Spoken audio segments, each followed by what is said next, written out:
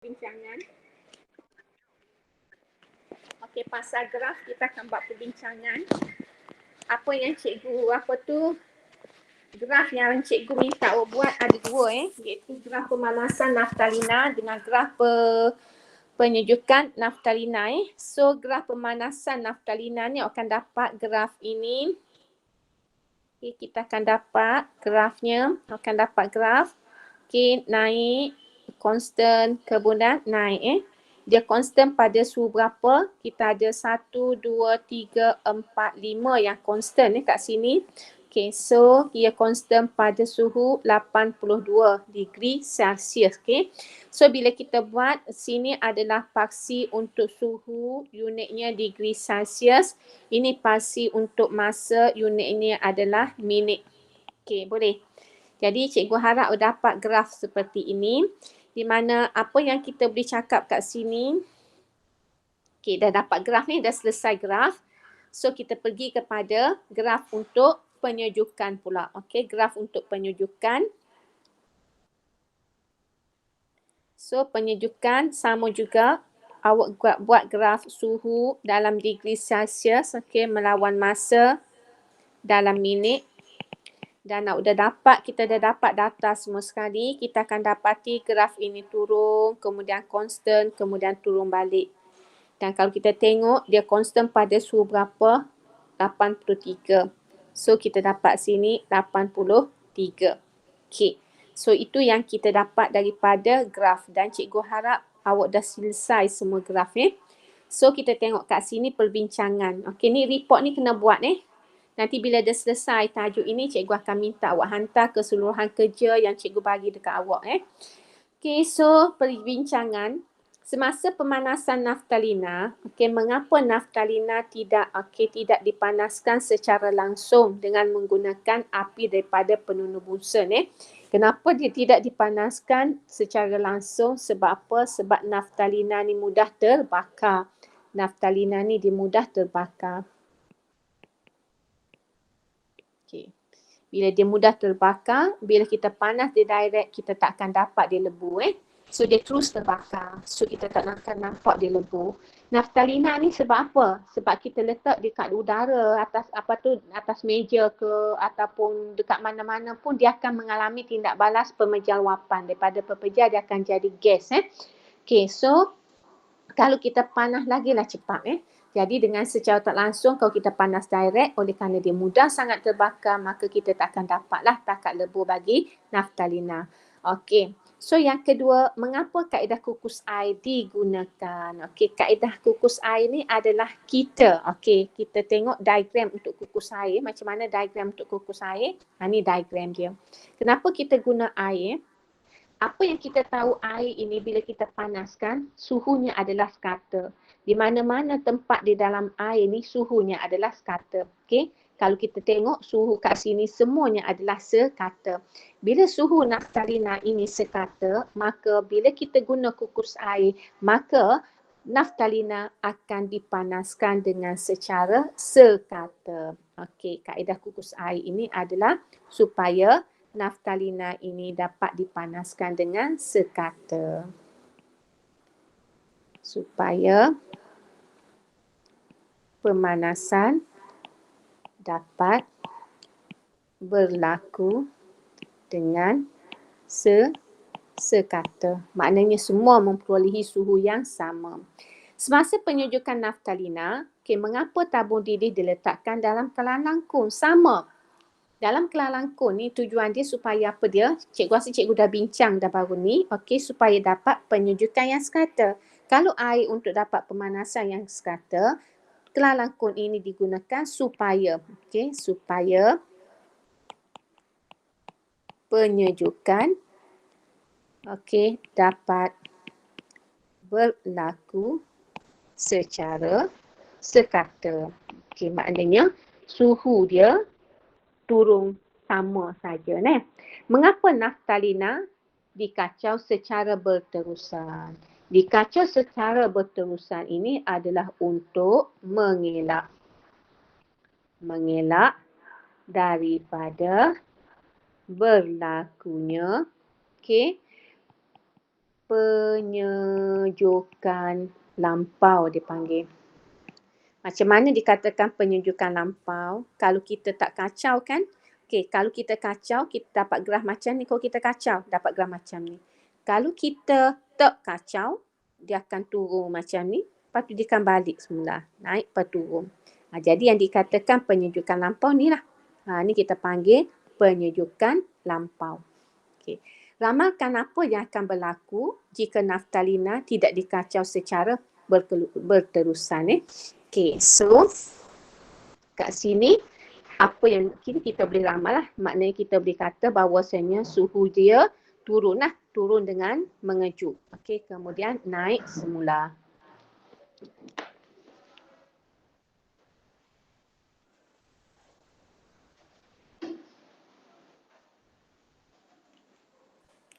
Okey, seterusnya terangkan mengapa suhu menjadi malar semasa peleburan dan semasa pembekuan. Okey, jawapan yang ni ada di sebelah. Okey, kalau kita tengok bila kita panaskan, bila kita tengok keadaan zarah, kat sini pepejal. Okey, kat sini pepejal dengan cecair. Bila dia dah jadi semua cecair, maka suhu bertambah lagi. Jadi apa yang awak perlu tahu kat sini, daripada titik A kepada titik B, okey, kita panaskan naftalina, maka kita akan dapati yang pertama kita akan dapati suhu meningkat. Dan nampak suhu meningkat daripada A ke B. Dan kita akan dapati juga pada masa itu keadaan zarah adalah pepejal. Okey, keadaan zarah adalah pepejal. Kemudian apabila kita panaskan lagi, maka zarah-zarah akan menyerap tenaga haba lalu bergetar dengan lebih cepat. Dan tenaga kinetik bertambah. Bila tenaga kinetik bertambah, maka suhu akan bertambah. Suhu ini bergantung kepada tenaga kinetik. Kalau tenaga kinetik bertambah, maka suhu pun akan bertambah. Okey. Kemudian kenapa pula pada B dengan C ni suhu malar? Okey, B dengan C ni suhu tidak berubah. Kenapa?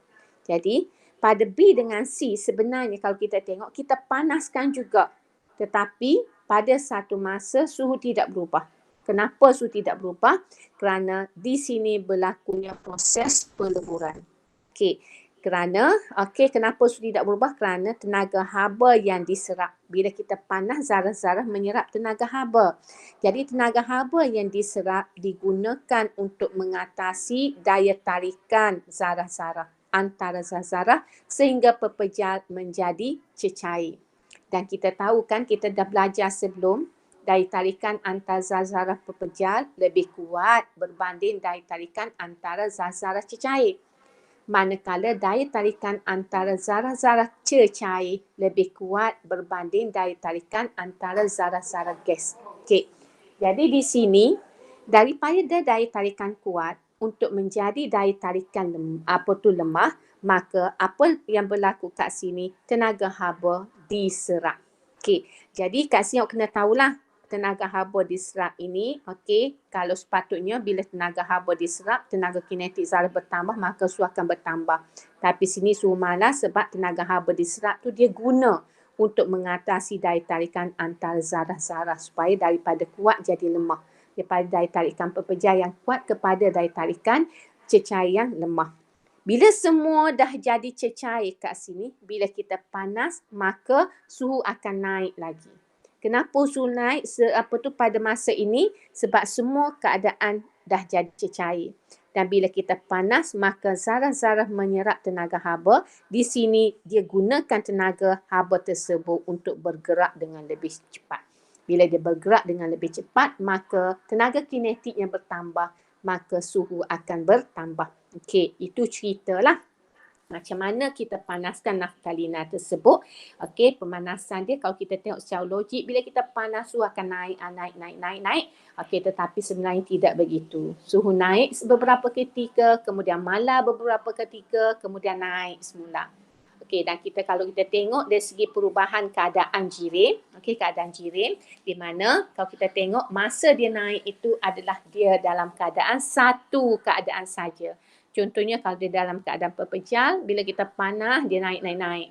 Dan bila dia berubah dah jadi cecair, pepejal campur cecair, keadaan zarah itu suhu mendatar. Okey, kemudian bila semua dah jadi cair, bila kita panas suhu naik semula. Dan macam mana kita nak cari takat lebur naftalina? Takat lebur naftalina adalah suhu di mana kita dapati suhu mala pada masa pemanasan. Jadi suhu mala pada masa pemanasan itu dikatakan takat lebur bagi naftalina. Okey, boleh. Okey, kemudian kita berbalik seterusnya. Kita nak cerita pula kenapa semasa penyejukan naftalina suhu mala juga. Okey, jadi kalau kita sejukkan naftalina, maka daripada cecair, dia akan berubah kepada cecair campur pepejal.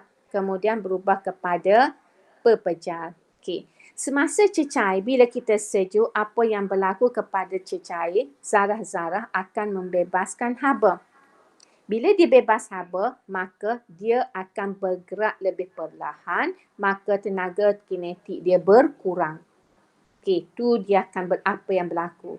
Tetapi pada masa tertentu, pada satu saat di mana tiada berlaku penurunan suhu.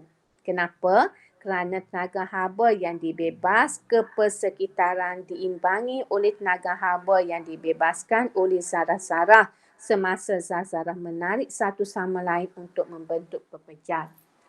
Situasi di sini, haba terbebas ke persekitaran. Bila kita letak tabung tabung didih tu dalam kelalangkung, maka haba terbebas ke persekitaran. Macam mana? Dia berbebas ke udara, dia terbebas kepada bikar, kelalangkung dan sebagainya. Tetapi dalam tabung didih tersebut ada naftalina. Naftalina tersebut dalam keadaan cecair. Dia sudah disejukkan, dia nak jadi pepejal. Jadi zarah-zarah tersebut bebas tenaga haba juga. Jadi tenaga haba yang dibebaskan oleh zarah-zarah naftalina tersebut sama dengan zarah-zarah yang terbebas ke persekitaran melalui tabung didih kan. So dengan itu kita akan dapati suhu tidak berubah. Dan bila semua dah jadi pepejal, bila kita sejukkan lagi, maka kita akan dapati suhu menurun semula bila dah semua jadi pepejal. Dan apa yang berlaku kat sini, suhu turun ni disebabkan zarah-zarah membebaskan tenaga haba lalu bergetar dengan lebih perlahan. Jadi bila tenaga kinetiknya berkurang, maka suhunya akan berkurang. Jadi ini yang awak nak kena jawab. Terangkan mengapa. So, bila dah siap semua, awak pun buatlah kesimpulan. Kesimpulan Kesimpulan, macam mana kesimpulan? Awak dah dapat dah daripada eksperimen tu takat lebur, naftalina, apa-apa dan takat takat beku, naftalina, apa-apa. Tu kesimpulan bagi eksperimen ini. So kita tengok lagi ada perbincangan lain ke? Ada perbincangan, mana pula cikgu rasa tak ada masalah kan? Dah lukian ni kita dah bincang dah. Kita dah bincang dah semua.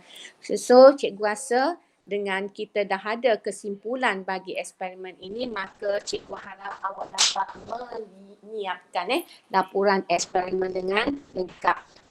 Daripada tujuan tujuan dan seterusnya yang kita bincang sebelum pada ni.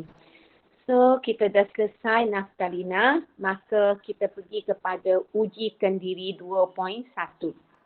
Dah jawab ke belum? Ada cikgu bagi tak uji kendiri ni untuk awak jawab? Ke tak ada? Tak ada cikgu. Tak ada. So, tandakan ini sebagai homework. Homework. So, hari ni cikgu nak masuk perkembangan model atom. Perkembangan model atom. Kalau awak biasa tengok kartun Jimmy Neutron, Jimmy Neutron. Dia ada kalau mukadimah cerita dia tu, dia tunjuk satu atom tu bergerak dengan laju tu. Itulah model atom terkini, model atom terkini. Tetapi nak dapat model atom seperti itu, seperti mana? Ni seperti ini, maka dia ada sejarah. Dia ada sejarah.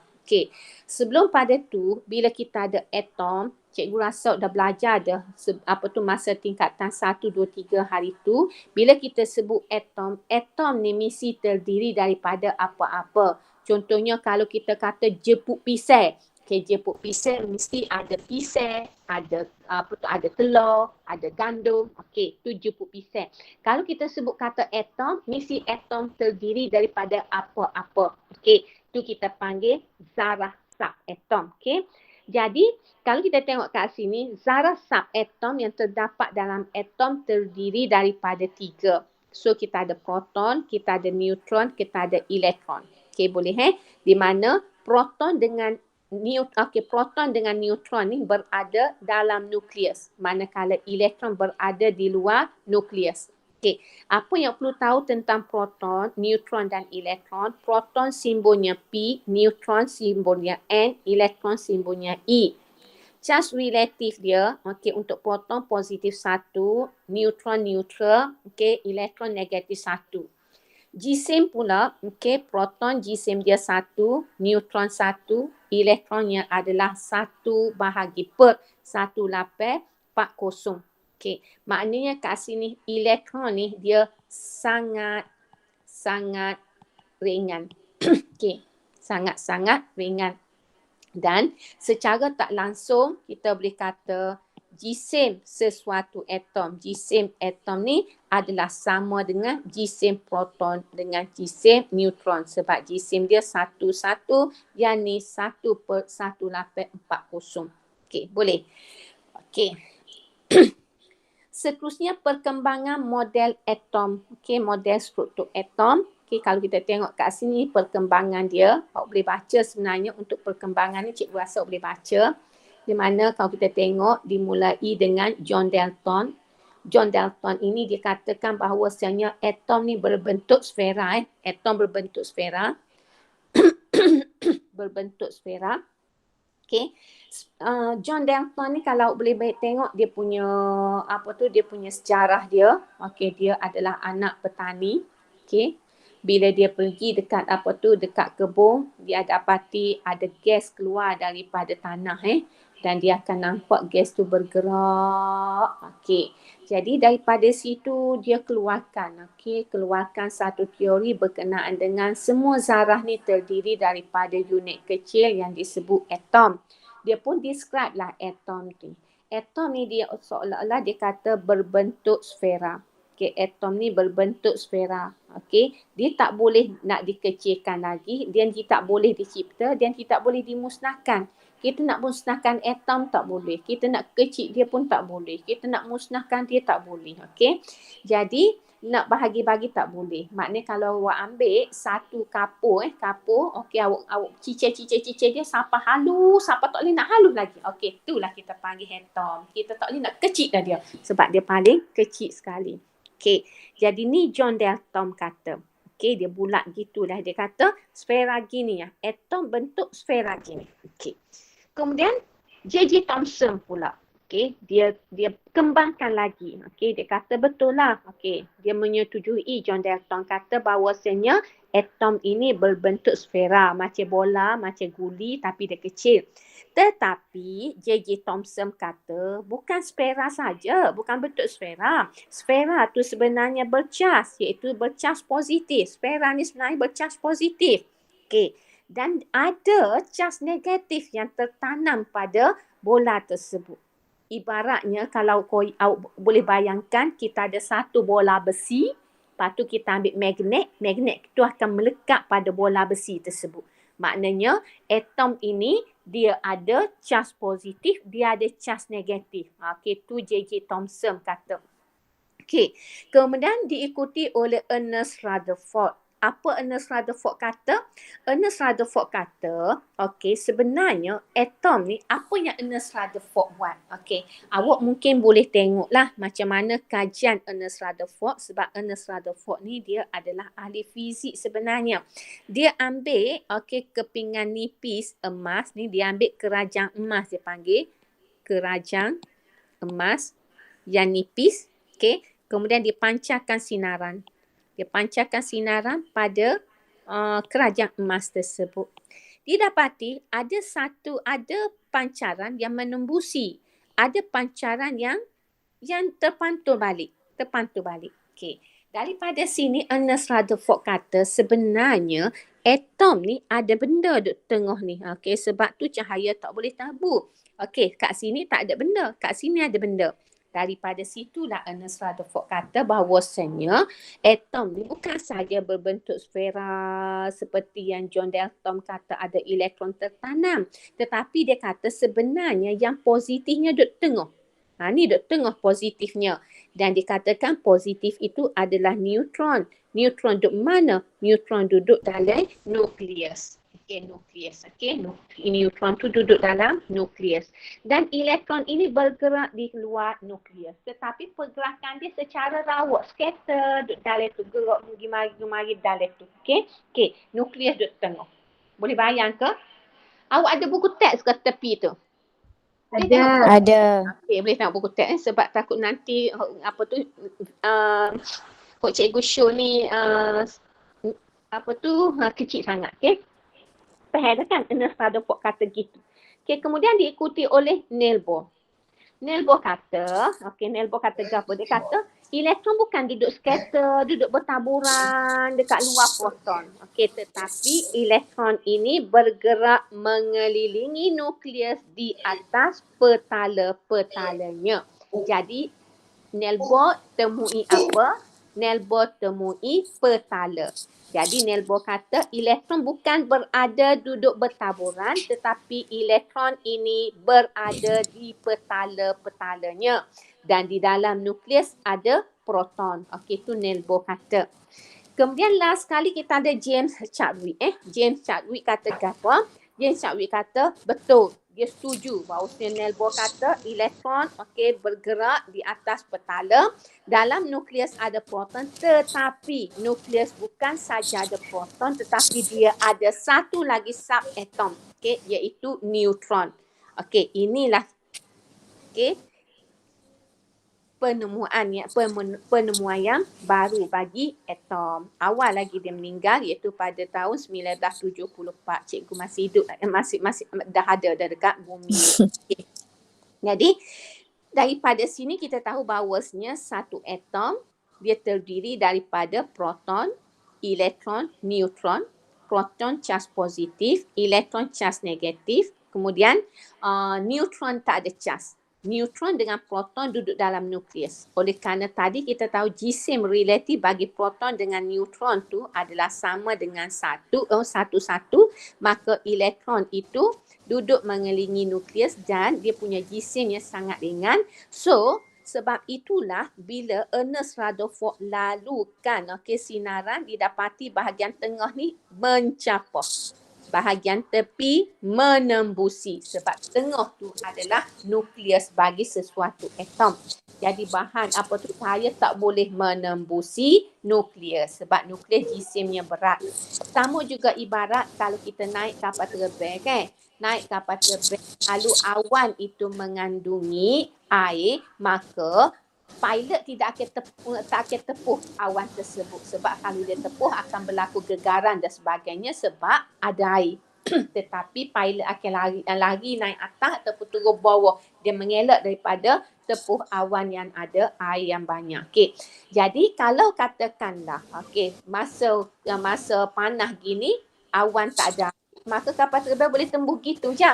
Kita nampak awan tapi seolah macam dia tidak ada. Kenapa? Sebab jisimnya sangat ringan.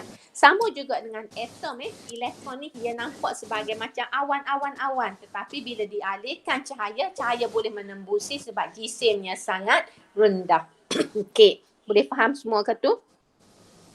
Itu adalah perkembangan. So cikgu tinggal ini sebagai homework. Boleh buat kat situ. Dan pukul berapa dah sekarang ni? Cikgu nak pergi kepada seterusnya. Kita tengok struktur atom. Kita tahu tadi atom terdiri daripada proton, daripada neutron dan juga kita ada elektron. Proton dengan neutron duduk mana? Dalam nukleus. Boleh. Kita ada proton dan nukleon. Kita ada nombor proton dan nombor nukleon. Apa nombor proton dengan nombor nukleon? So dia kata perhatikan jadual 2.1. Apakah hubungan antara bilangan proton dengan nombor proton dan hubungan nombor nukleon dengan nombor proton? Maknanya kat sini nombor proton, bilangan proton ada. Kita ambil contoh oksigen dia bagi. Bilangan proton 8, bilangan neutron 8, bilangan nombor proton 8, nombor nukleon 16. Natrium, proton 11, nombor proton pun 11, bilangan neutron 12, nukleon dia 23 dan klorin. Daripada sini kita boleh buat kesimpulan nak dapat 16 ini daripada 8 campur dengan 8.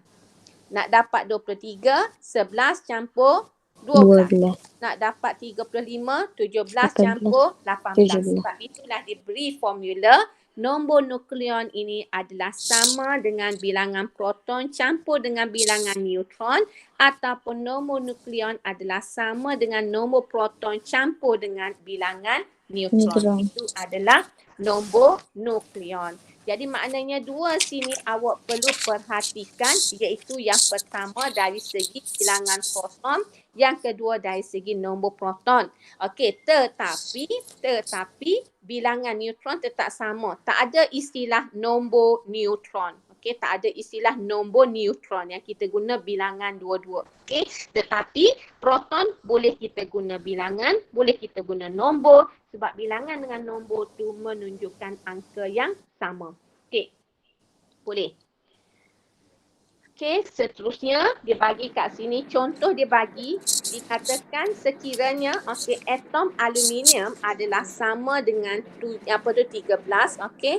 Proton, neutron dia 17. Apakah nombor proton? Jadi kalau proton itu nombor proton dia adalah bilangan protonnya adalah sama dengan 13, maka nombor proton pun 13 juga.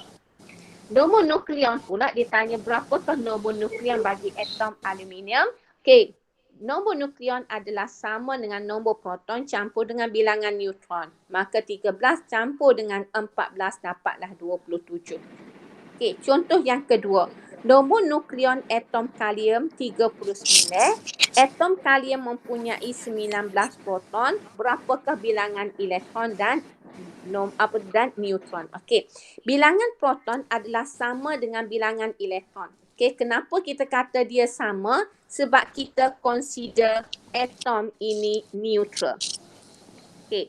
Bila neutral maknanya charge positif, charge positif mesti sama dengan charge negatif bila dia neutral. Charge positif daripada apa? Daripada proton. Okey, charge negatif daripada apa? Daripada elektron. Maknanya kalau kita kata atom, maka bilangan proton dengan bilangan elektron dia sama. Kalau proton dia 19, maka elektron pun sama dengan 19. Okey. Bilangan neutron pula adalah sama dengan nombor nukleon tolak dengan bilangan proton. Berapa nombor nukleon? Okey, nombor nukleon dia bagi kat sini sama dengan 39. Okey, proton berapa? 19. So 39 tolak 19 dapat 20. Okey. Jadi seterusnya kita tengok jadual 2.2 menunjukkan perbandingan proton, neutron dan elektron. Okey, bagi atom klorin. Kita pun tengok atom klorin. Dan seperti cikgu kata tadi, bila kita kata atom, maknanya proton dengan elektron sama. Tetapi bila dia kata ion, ion apa? Ion Cl-. Bila dia kata minus, maknanya elektron dia lebih satu. Okey, berbanding proton. Jadi cuba tengok elektron dia berapa? 18. Proton dia berapa? 17. Maknanya bila dia lebih elektron satu, maka dia tak jadi atom dah, dia jadi ion. Ion apa? Bila elektron lebih satu, ionnya adalah ion negatif. Okey, boleh Jadi macam mana nak dapat ion negatif? Macam mana nak dapat 18 ini? Jadi atom klorin menerima satu elektron untuk membentuk ion klorida dan menjadi ion klorida yang mempunyai satu elektron lebih daripada atom klorin. Jadi di sini bilangan proton dan neutron di dalam atom klorin dan ion klorida masih sama, iaitu masih 18 dengan masih sama. Kenapa sama? Sebab neutron campur dengan proton. Okey. Neutron campur dengan proton. Okey, hak ni campur dengan hak ni. So masih lagi campur dua ni 35, 35. Itu yang dikata bilangan nombor nombor neutron dia masih lagi sama. Okey, bilangan neutron sama, nombor nukleon pun akan sama. Oleh itu semasa pembentukan ion daripada suatu atom, bilangan atom dan neutron dalam nukleus tidak berubah. Okey, tidak berubah. Okey. Okey, so kita tengok perwakilan piawai. Cikgu nak sudah sikit. 10 suku dah. Cikgu nak sudah sikit lagi. Okey, cikgu nak sudah sikit lagi supaya cikgu boleh bagi 3 figure power Okey, kita tengok perwakilan piawai atom Okey, perwakilan piawai atom, okey, dia letak simbol. Okey, X ini ada simbol bagi unsur, A ke atas nombor nukleon, Z kat bawah adalah nombor proton. Contohnya kalau nak tengok, okey, nombor nukleon, nombor proton, tengok jadual berkala unsur di belakang buku teks tu, balik buku teks belakang tu ada jadual berkala unsur. Contohnya katakanlah simbol bagi karbon. Okey, karbon, okey, dia bagi P bagi karbon, proton bagi karbon adalah sama dengan 6. Okey, nombor nukleon dia adalah sama dengan 12, maka kita buat C, okey, 12, okey, 6.